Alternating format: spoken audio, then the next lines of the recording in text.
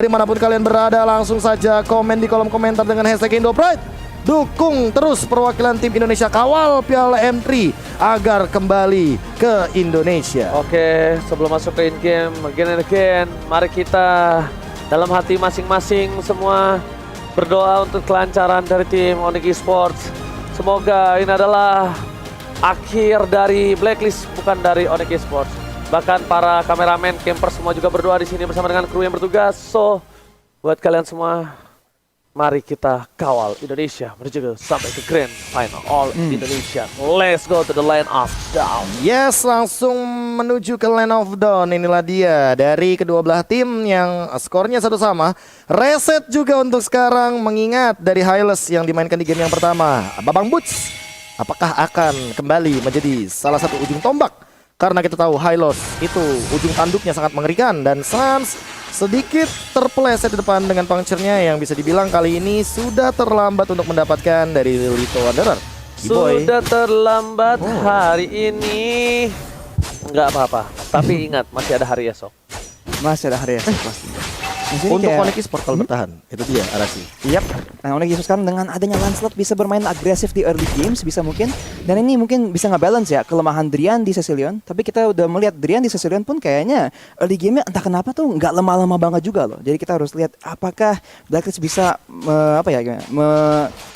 mengatasi play Drian di Cecilion ini. Nah, itulah dia tamparan dari Bad Impact ya, karena kita tahu sendiri kelelawar ini walaupun terkadang hanya muncul malam, tapi ini menandakan bahwa nantinya untuk late game tamparan dari Cecilia akan menjadi respect harusnya. Sebuah pertanda juga bagi teman-teman dari Blacklist kalau mereka harus berhati-hati dan menjaga jarak. Lihat kali ini Wise-nya juga benar-benar sudah diganggu, dan bahkan dari segi farmingan patternnya, rotasinya 3 hero sudah bergerak menuju ke arah bagian mid lane. Lihat My Venus sudah mulai di poking damage-nya aja, dan bahkan Haji Feather Airstrike sudah dibuka. Drian langsung Sanguine Claw melakukan poking damage sedikit ke arah depan, dan bahkan kali ini My Venus coba kejar Hajinya, flick out ke arah depan dan dipaksa untuk kali ini 2 menit ke depan tanpa adanya flicker dari My Venus, dan juga Haji langsung dikejar oleh Wise-nya. Welcome to my channel, tapi kayaknya gak bakal cukup ke depan karena kali ini Turtle-nya bakal diambil oleh Edward, dan tiba-tiba dengan satu pergerakan dari Breath of Fighters, Edward flick out lagi, Pendam Execution, Tomros dapetin satu boots ternyata yang akan menumbangkan dengan Ring of Punishment. Oke, ternyata retribution ke arah yang salah dari seorang Sans, but it's okay, no problem. Keuntungan 1-1 masih di tangan dari tim Onyx, dan juga kenapa tim Onyx yang lebih unggul karena yang tumbang Edward, sedangkan dari sisi seberang bukan seorang Edward, tapi kalau iyalah orang Edward kan dari sisi kan bukan offlaner maksudnya. Keyboy ya. Iya, keyboynya roamernya. Dan bahkan kalau misalnya tadi tim Blacklist Internasional mereka masih memiliki keunggulan dari segi gold, it's okay, no problem. Ini masih coba untuk menunggu momentum, dan kalau misalnya Blacklist mencoba untuk membawa ke arah late game lagi, mereka nggak butuh orang yang bisa masuk ke dalam karena mereka sudah punya satu Bad Impact sekarang untuk Oheb. Menarik tuh, Black sekarang udah pakai 3 flicker ya. Jadi sementara nih buat 30-40 detik tuh Onyx ada kesempatan buat pakai keunggulan ini buat mencari sebuah play, tapi Blacklist udah kayaknya udah nunggu nih buat jebakan.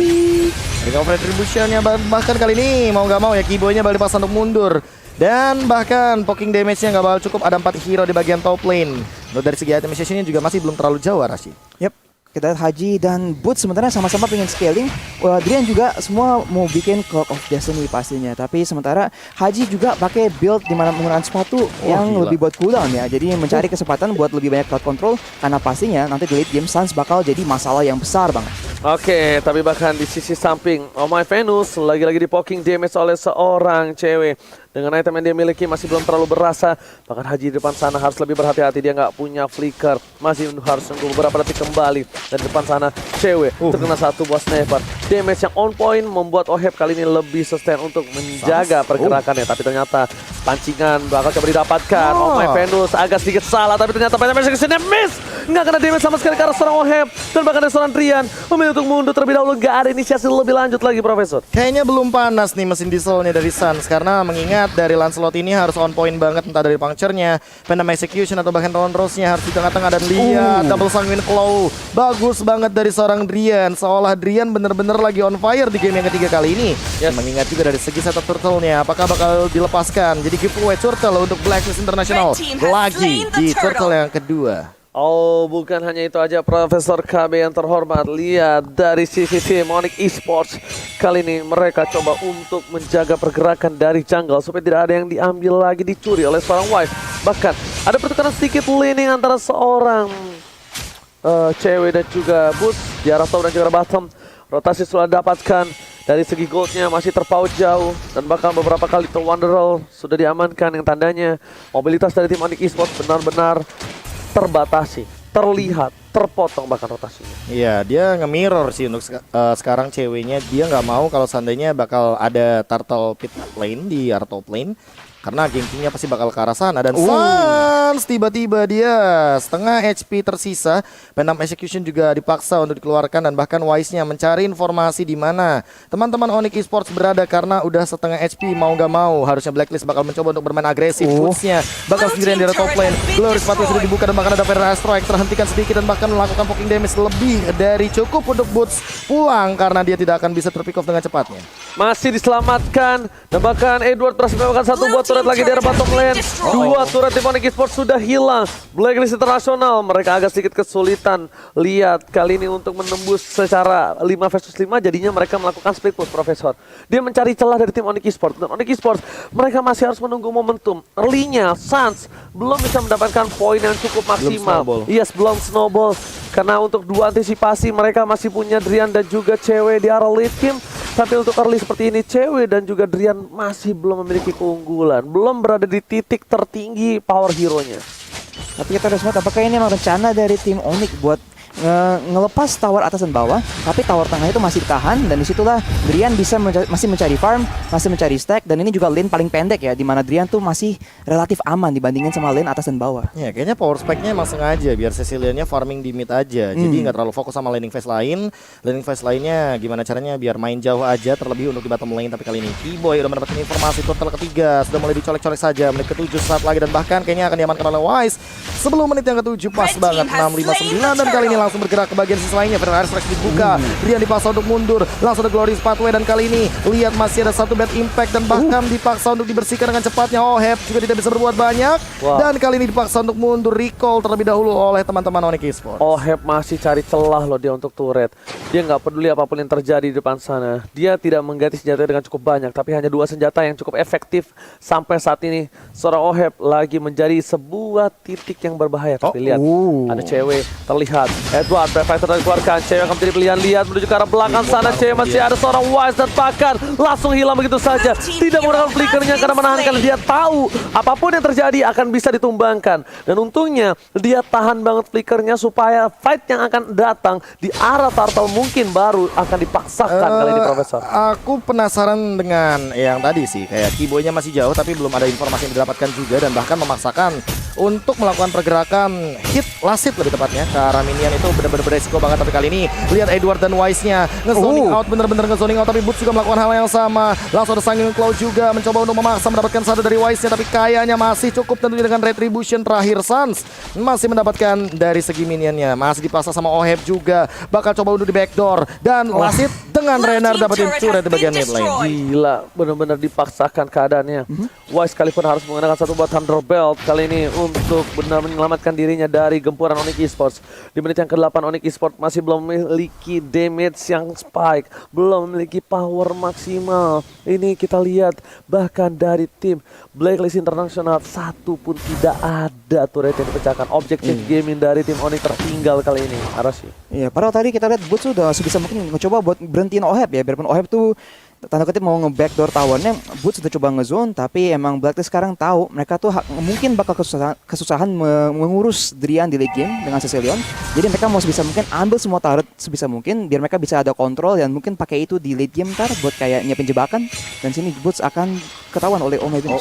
Udah mulai kelihatan dan bahkan kali ini ada Drian juga coba udah dipaksa langsung keluar oleh baptismnya dan bahkan Wise-nya bakal dijemput jadi di dinosaurus. Tapi kali ini Ohep-nya sempat-sempatnya untuk menumbangkan ke arah Keyboy, harus hilang dari Rafaelanya.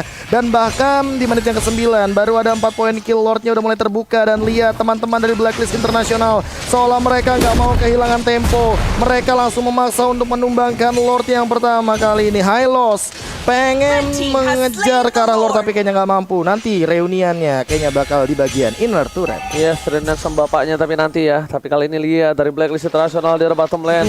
Dia mencoba untuk mendorong bad impact dari Drian yang mencoba untuk menyelamatkannya. Tapi kali ini sepertinya belum mampu.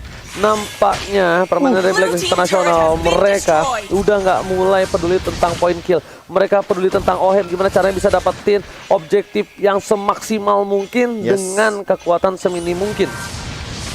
Dan bahkan OHEP membuktikan dengan Rennernya sesuatu yang dipaksakan itu bisa kok. Tenang aja Ranger Mas ya. Jadi untuk sekarang juga melihat pergerakan dari Wise-nya masih coba untuk menghentikan dan bahkan lihat Sans-nya hilang 3 pixel HP kali ini dengan satu Rennernya dari seorang OHEP. Lihat bagaimana My Venus juga menahan semua dealing damage dan gempuran yang diberikan oleh teman-teman Blacklist International. Federal Strike dikeluarkan dan bahkan lihat ceweknya mengincar ke arah belakang. Langsung di cancel begitu saja. Dan kali ini Sanguine Claw-nya mengincar ke arah OHEP. OHEP-nya masih bisa menggunakan Ibis Passion mencoba untuk mengusir ke depan. Lihat Sans-nya belum ada ting-ting-ting karena terlalu beresiko di arah depan sana ketika dia memaksa untuk menggunakan puncture-nya. Lagi dan lagi OHEP memaksakan hal yang memang seharusnya dipaksakan. Lihat, sekali lagi dipaksakan terus, tidak ada sedikit pun sama sekali ketakutan di tangan dari seorang OHEP untuk melihat. Wah, gila. Gua gak peduli, tapi dia tetap menuju ke arah turretnya. Ini cukup berbahaya. Masih ada Fed Escape, masih coba di zoning out. Boost di depan sana memberikan semua damage yang diberikan, tapi Sans hanya bisa melakukan clear minion. Very di depan sana ada bakat, Boost tertangkap. Belum ada follow up damage. Dia langsung follow up, Predator dikeluarkan, Boost still survive, tapi tercatat cewek hampir tertangkap. Menuju ke arah belakang, Holy Batista masih menyelamatkan. Dan bahkan pemain dari tim Onyx Esports masih ada Holy Healing dari seorang keyboard. Langsung lagi dan lagi dengan Rennernya OHEP mendapatkan offlane hebatnya. Kali ini harus bertahan dengan 4 member yang tersisa. Lihat kali ini Edwardnya juga langsung memporak-porandakan formasi di arah bottom lane. Boots-nya udah mulai terpoking damage. Lihat juga Edward lagi dan lagi dengan Wise berdua menjadi frontliner, menjadi badan. Ada lagi Federal Airstrike yang dilontarkan oleh seorang Haji. Perlahan-lahan tapi pasti Onyx Esports dibuat kocar-kacir. Dan Keyboy, lihat OHEP-nya one hit benar-benar memusir semuanya dari teman-teman Onyx Esports. Lagi dan lagi harus melakukan defense di bagian high ground. Arashi, what happened Arashi? Yang bikin repot ini Blacklist International ya. Mereka tuh pakai bad tricks untuk ngancurin tower. Terus pas giliran Drian di sisi Leon pingin coba buat berhentiin, itu di zone pakai feather airstrike. Jadi sebenarnya buat sisi Onyx tuh opsinya terbatas banget ya. Dan biarpun Sans bisa mungkin mau mencoba buat dive ke belakang dan menakut-nakuti ya member backline dari Blacklist International, emang susah banget. Apalagi dengan cover dari Edward dan Wise yang bakal di depan dan Matilda juga. Emangnya repot banget sih. Tapi di sisi lain sekarang Blacklist sudah ngambil semua tower di map. Apakah mereka bisa melakukan hal yang sama buat base? Karena emang di base udah beda cerita ya. Onyx Esports sekarang pun udah menit ke-12, menit ke-13 kurang lebih. Dan di sini ya komposisi mereka nih yang mengandalkan Sicilian tuh mulai sakit. Kita lihat bad impact-nya sekarang udah mulai nggak bisa dicuekin ya sama member-member dari Blacklist International. Jadi fight berikutnya kayaknya bakal jadi kritis nih buat kayak nentuin siapa yang menang game ketiga ini. Oke, tapi lihat Sans kali ini mencoba untuk melakukan satu buah clear di arah bottom. Dia ada kurang tumbang. Ini cukup berbahaya. Haji masih ada flicker ke arah belakang. Dan bakal Sans mencoba dikejar begitu saja. Musuh diri tarik menemani. Flicker digunakan. Musuh masih coba untuk kabur. Tapi damage dari cewek tidak hanya memberikan damage untuk pukulan. Oh my god, ini tidak baik. Oh no. Base-nya cewek tidak boleh tumbang. Cewek harus diselamatkan. Masih bisa digoceng. Masih ada satu buah decoy yang dipergerakan dari seorang cewek. Tapi lihat Federal Strike-nya dari Haji. Lagi dan lagi. One lost it. Flicker berhasil menyelamatkan seorang cewek. Sans masih mau lebih. Sans sekarang belakang. What are you doing, Sans? Oh my god. Onyx Esports harus tumbang. Onyx Esports dikalahkan oleh Blacklist International dan Blacklist bertahan di lower bracket. Oh my god, nice try untuk Onyx Esports kali ini karena mereka terculik, terpoking damage-nya dan bahkan Rennernya itu tidak diduga-duga mengincar ke arah Drian. Emang OHEP kayaknya udah mengincar dengan Haji. Gimana caranya agar Driannya ditumbangkan terlebih dahulu? Tidak ada lagi high ground defender. Langsung ditumbangkan secepat mungkin dari Cecilian-nya agar mereka mampu untuk menembus langsung dengan dua frontliner yang dimiliki oleh teman-teman dari Blacklist International. Barots dan juga lapu-lapu yang tidak terhentikan. Edward seolah menjadi bintang di game kali ini. Tapi lagi dan lagi aku ucapkan nice try. Thank you sudah bermain semaksimal mungkin. Nice try banget. Nice. Dan terima kasih sudah memberikan yang terbaik. Menjadi perwakilan dari Indonesia juga bagi Onyx Esports. sekalipun kalian tidak mendapatkan kemenangan, kami para caster bangga dan tetap bangga bahwa Onyx Esports sudah bermain sebaik mungkin, memberikan yang terbaik sampai dengan hari keempat di babak playoff kali ini. Bener banget.